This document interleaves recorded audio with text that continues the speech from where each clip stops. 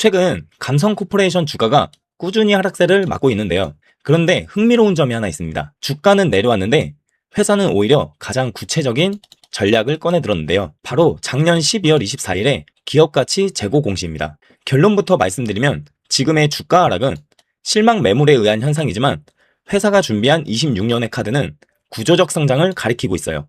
중국 유통망 확보라는 기회로 감성코퍼레이션의 26년의 반전 시나리오와 우리가 반드시 경계해야 할 리스크까지 팩트 기반으로 분석해드리겠습니다.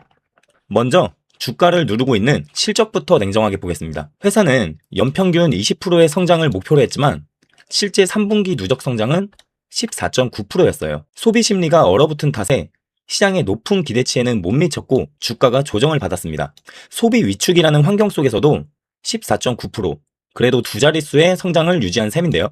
즉 문제는 성장이 멈췄다가 아니라 성장의 속도가 잠시 느려졌다는 점입니다. 그리고 여기서 더 중요한 건 이 회사가 이러한 국면에서 어떤 선택을 했느냐인데, 이 회사는 말로만 주주 친화를 외친 게 아니라 실제로 현금 150억을 써서 자사주를 샀고 그 중에 133억을 소각을 했어요. 코스닥 시장에서 시가총액의 3% 이상을 소각을 한다는 건 단순한 이벤트가 아니에요. 이건 경영진이 주가 관리에 책임을 지겠다는 분명한 의사표현입니다. 그럼 이제부터가 핵심인데, 앞으로 감성코퍼레이션을 볼 때 기억해야 할 기준은 단 하나인데요. 중국 매장이 몇 개 생기느냐가 아니라 중국 매출이 전체 매출의 몇 %를 차지하느냐입니다. 이 기준을 머릿속에 두고 이제 중국 이야기를 이어가 보겠습니다.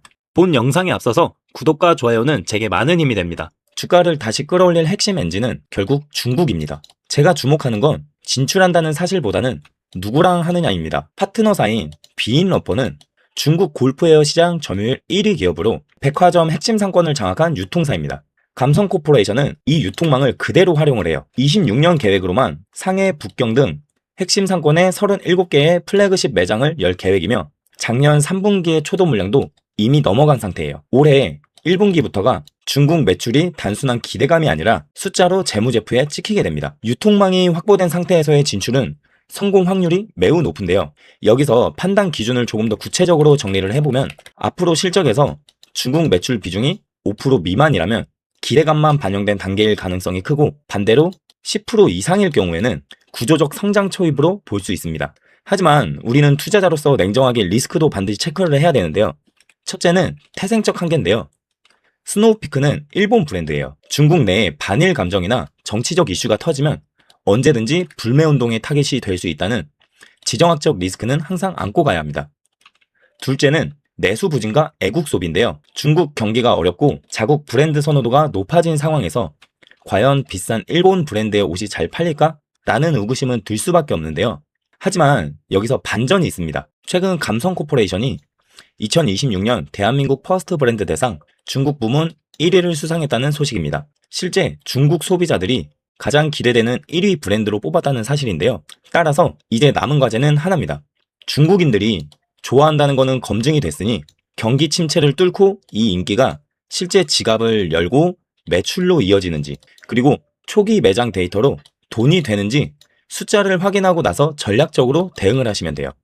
그리고 제가 지금 이 기업을 주목하는 이유는 바로 가격 때문입니다. 본 영상에 앞서서 구독과 좋아요는 제게 많은 힘이 됩니다. 리스크를 감안하더라도 지금 주가는 너무 저렴한데요. 경쟁사인 FNF, 여기 보통 주가 수익 비율, 즉 퍼가 8배에서 10배의 평가를 받습니다. 반면 주가가 하락한 감성코퍼레이션은 현재 퍼가 5배에서 6배 수준까지 내려왔어요. 이게 무슨 뜻이냐면, 만약 중국 사업이 안착을 해서 FNF만큼의 밸류에이션을 받게 된다면 주가는 산술적으로 지금보다 최소 50% 이상의 상승 여력이 있다는 뜻입니다. 설령 중국에서 실패한다고 하더라도 현재 주가는 이미 내수 실적만으로도 설명 가능한 바닥권인데요. 즉 잃을 확률은 낮고 먹을 폭은 큰 손익비가 아주 좋은 구간에 진입했다는 것이 제 분석의 핵심이에요. 그럼 여기까지 들으시면서 지금은 얼마에서 어떻게 봐야 하냐, 혹은 이런 구조의 다른 종목은 없나 궁금하신 분들도 계실 것 같습니다.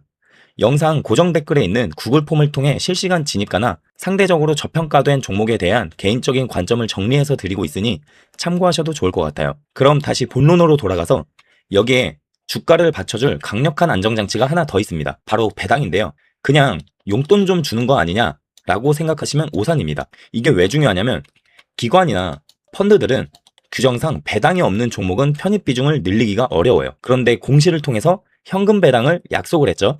이제 기관이나 배당주 펀드라는 거대한 큰 손들이 들어올 수 있는 조건이 맞춰졌다는 겁니다. 누군가 꾸준히 사주는 세력이 생긴다는 것, 떨어지는 주가에 강력한 바닥이 생긴다는 것과 같습니다. 차트를 보면 주가가 빠져서 공포스럽지만 팩트를 뜯어보면 저평가 매력이 넘치는 구간입니다. 다가오는 1분기 실적 발표에서 중국향 수출 물량이 실제로 찍히는지 확인하세요. 그 숫자가 확인이 되는 순간 주가는 상승할 여력이 매우 커요. 감정에 휘둘리지 말고 숫자와 팩트로 대응하시기 바라며, 실시간 진입가나 다른 저평가받는 종목을 추천받고 싶으신 분들은 영상 아래 고정 댓글로 문의 남겨주시면 정리해서 안내 도와드리도록 하겠습니다. 그럼 오늘도 시청해주셔서 감사드리고 저는 다음 종목에서 다시 찾아뵙겠습니다. 감사합니다.